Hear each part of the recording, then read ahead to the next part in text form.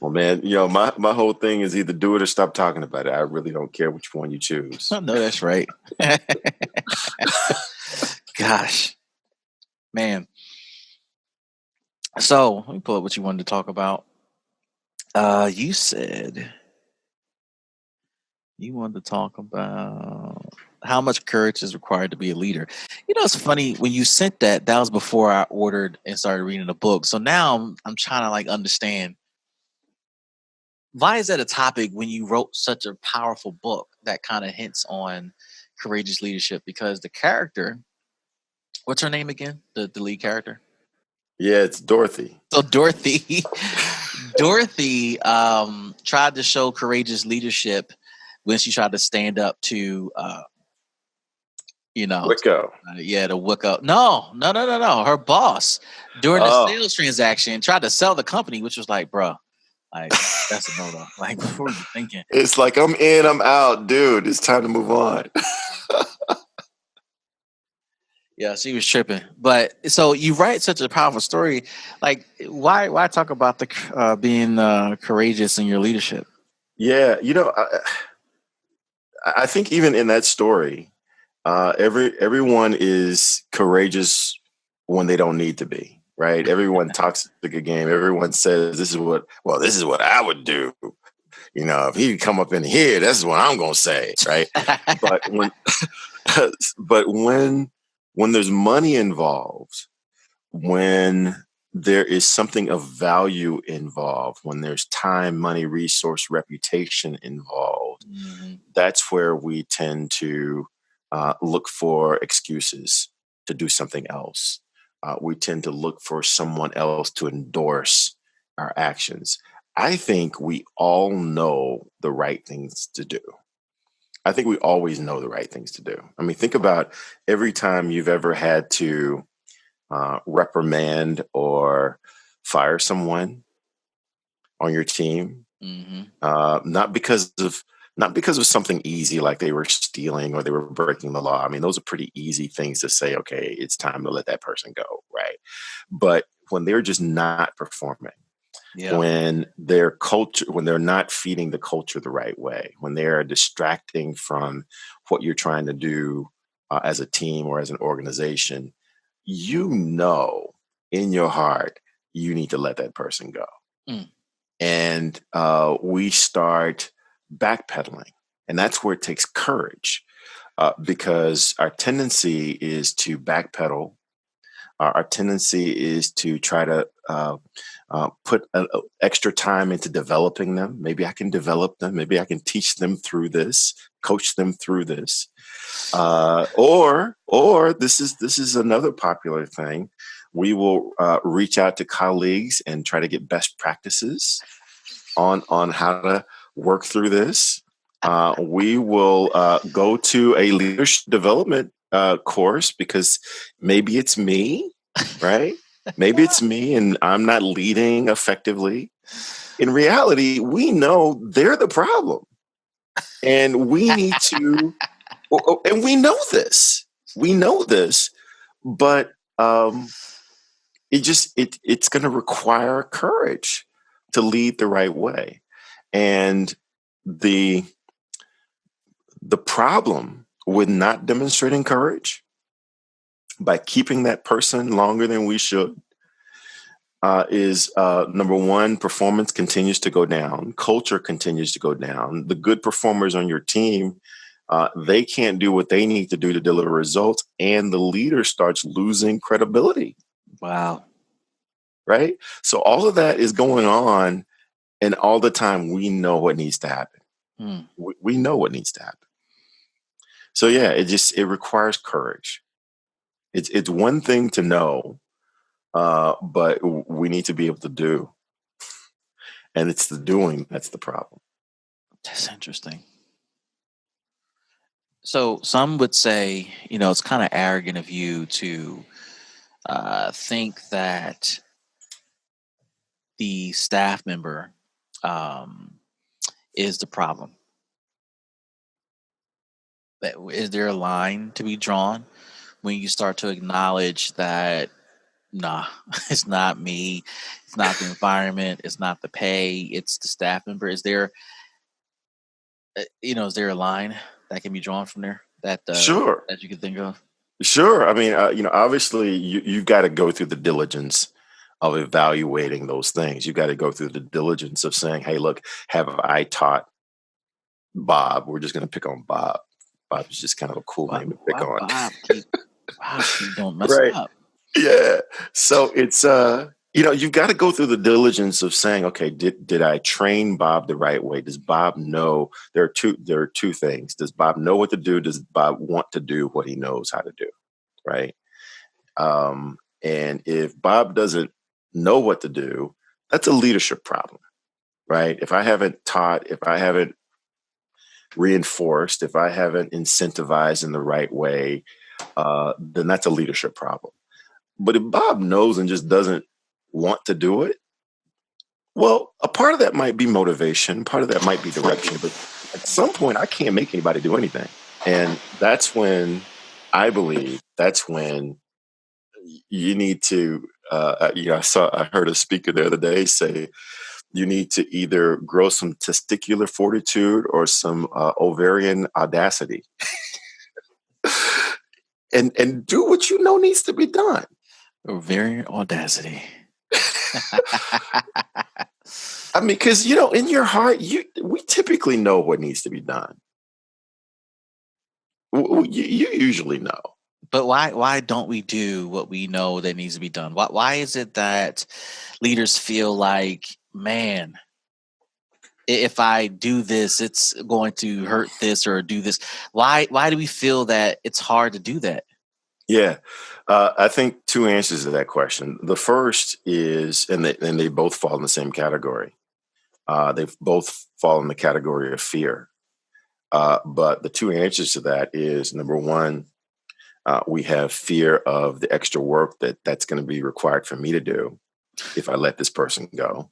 Right now, I'm already working 60 hours a week. I'm gonna have to kick in another 20. That's Right, true. That's true. and so that there's fear associated with that. And then the other piece, the other answer to that question is, I believe that we have the smarter you are, typically the more educated you are, but the smarter you are, the more scenarios we can come up with. And so we create these elaborate scenarios in our mind as to all these terrible things that are going to happen if we let Bob go. And we let that hold us back from doing what we think needs to be done. Right. We'll create all these scenarios. If I let Bob go, then this big important customer is going to leave. If I let Bob go, then I'm going to be embroiled in discrimination charges. If I let, all this stuff that we come up with. And in reality, none of that stuff is ever going to happen. Most of it won't ever happen. And if they were to happen, chances are we just find some way to navigate around them. We work through those things, but we don't think about that. We just think about, oh my God, I can't do this because of all these outrageous reasons that we come up with. So I think that's why that happens. It just takes courage. It takes courage to say, this is the right thing to do. This is the right thing to do for our organization. This is the right thing to do for me. This is the right thing to do for Chris, who is an outstanding performer, who is compensating for the fact that Bob is always causing havoc. It's the right thing to do for Bob because Bob can't be happy, you know? And so it's just the right thing to do. And it's the leader's job to do it. Jeez. I agree with you. I think, a lot of times we are, nervous about the impact of our decisions and what's going to happen as a result of those decisions. I've been in situations where I have said, oh, this is going to be more work than necessary, man. Like, why? But the pain of still dealing with someone who is hurting the business, who is harming the work, the clients, is much more expensive and much more painful than trying to hold on to something just so I don't have to do more work. And at the end of the day, I think, we end up always paying a price for not being as courageous as we need to be. And and at that moment, it's too late. Yeah, we've done more damage. What was it? You're not old enough to remember the old Meineke commercials. I think it was Meineke or Midas, where he said, "Pay me now, pay me later." Right? The cost later is always more expensive. It's always more expensive later, right? But we don't think about that. We think about, yeah, well, maybe it's not as bad as I'm making it out to be. God, he does 7 things pretty good, right? Those 3 things, they're not that bad, right? We start making excuses. And when we make excuses like that, all we're doing, what we're really doing, is we're compromising our standard. Yeah. And I tell leaders all the time, if you don't have ramifications for someone violating your standard, then you really don't have a standard at all. It's true. You lose all your power. If there are no repercussions for me coming in at 10 when I was supposed to be there at 9:30, Yep. then the real starting time is 10. It is. Right? You start training people and training their behaviors based upon what you allow. Exactly. Yeah. And before we start patting ourselves on the back and saying, well, that was only one time, there's only one person. Well, your organization is only as good as your weakest player. So your organization is weak. And there's a reason why your organization is weak, and it has nothing to do with individual contributors. Because every success and every failure begins and ends with leadership. So it takes courage. So one of the things I've been thinking about is, all the ways that we try to escape the responsibility of leadership. And one of the ways that we try to escape the responsibility of leadership is we will look for best practices. And, there's value in trying to find the most effective way of completing any task. But when I am faced with making a decision, instead of making the decision, I'm going to reach out to Harvard Business Review to see what they say, so that the decision that I make is not my decision. It's the decision from Harvard Business Review. So if it fails, it's Harvard Business Review that failed. Or I'm going to reach out to my buddies when I have to make a tough decision. And so I'm going to call Dr. William Clark. I'm going to call, my friends from the John Maxwell school. I'm going to call my classmates from business school and ask them what would they do. And then whatever they say that I should do, that's what I'm going to go do. Well, it's not my decision. It's their decision. So if it fails, I can reallocate some of the blame to Dr. William Clark, or reallocate some of the blame to John Maxwell. It's my responsibility. I need to make the call. And usually I know what the decision is. So what if it doesn't fail? Like, what if it succeeds? Well, if it succeeds, I think we're usually okay with sharing the wealth a little bit, if I don't have to take the full responsibility. And I think an effective leader will take all of the blame when it fails and share the praise when it succeeds. And I absolutely believe that to a certain degree. But I think most leaders are just chicken when it comes to making these tough decisions, especially when we know in our gut. Our gut tells us what needs to happen. And that's the times that I'm talking about. I'm not talking about those instances where, hey, look, I'm launching a product and going into a market that I've never gone into before. Let me reach out to some people to get educated on the industry, right? That's not what I'm talking about. I'm talking about when there is poor performance, right? When there's poor performance, either by people or by the business itself, um, we typically know in our gut what needs to happen. I mean, those of us that are seasoned, those of us that have done this for a while, I'm not talking about someone fresh out of undergrad B-school. or fresh out of business school in their first Yeah. people leadership role where at best they're managing. They're not really leading anything yet, but they're managing, right? I'm not talking about that. I'm talking about you and me. We've been around. We've seen a bit. We typically know. Is there a time where your your gut is responding way too quickly to a situation? Like you said, your gut can tell you what needs to be done. Yeah, yeah. It needs to be Well, done I don't fast. think that it's wise to um, be immediate in any of your actions, but usually there's a nagging, right? I'm not, there's a nagging, right? Bob, the first time Bob Bob, didn't perform, just darn Bob. the first time, you're going to think, wow, this didn't work out quite the way that we had thought. Maybe our strategy's off. And, I don't think anyone has had anything happen the first time. But after the sixth or the seventh time,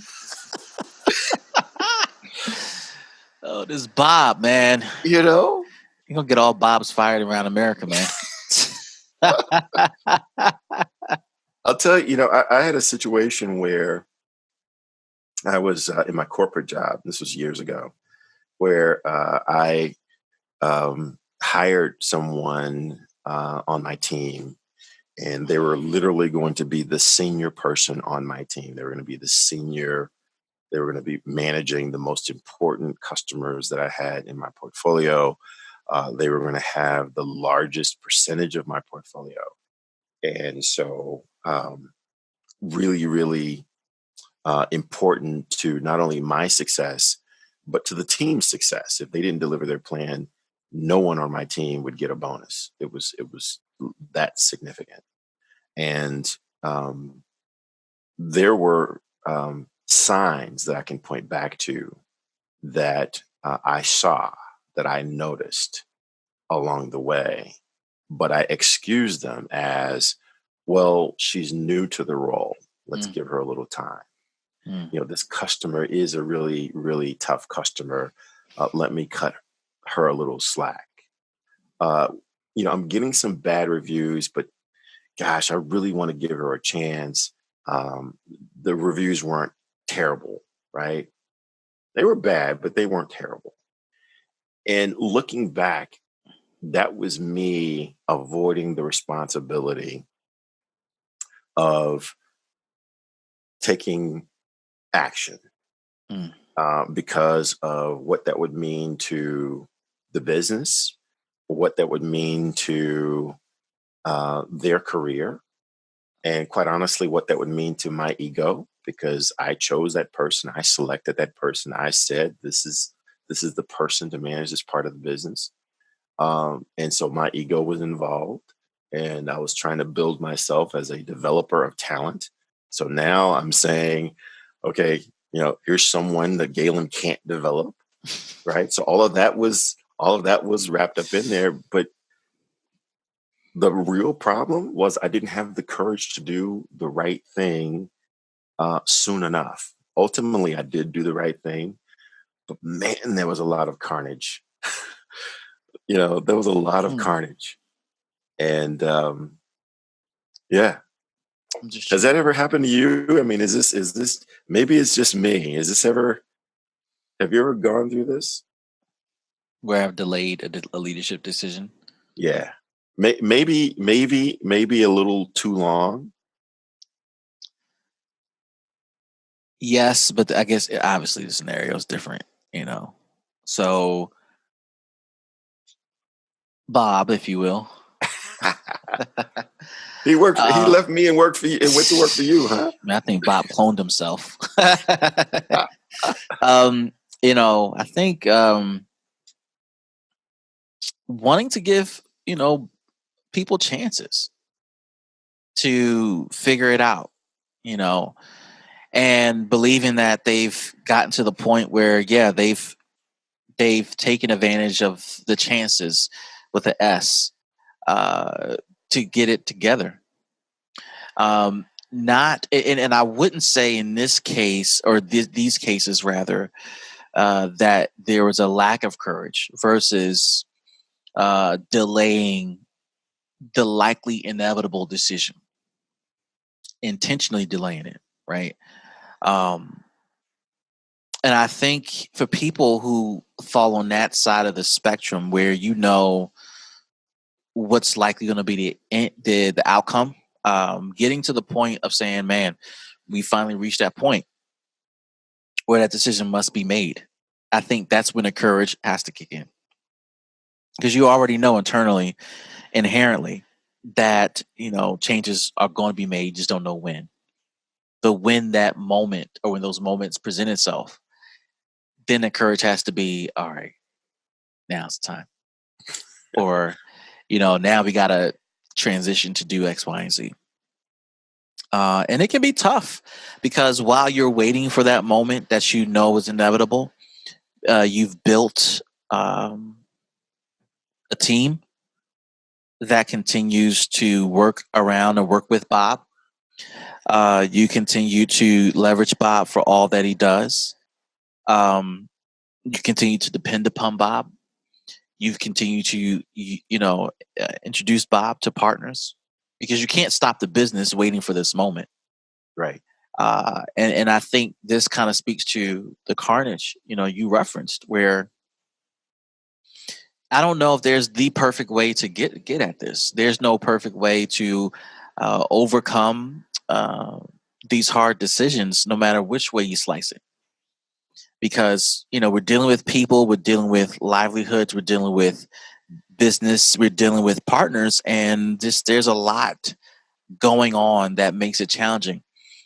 This, I think, is where leadership and a sprinkling of management comes into play.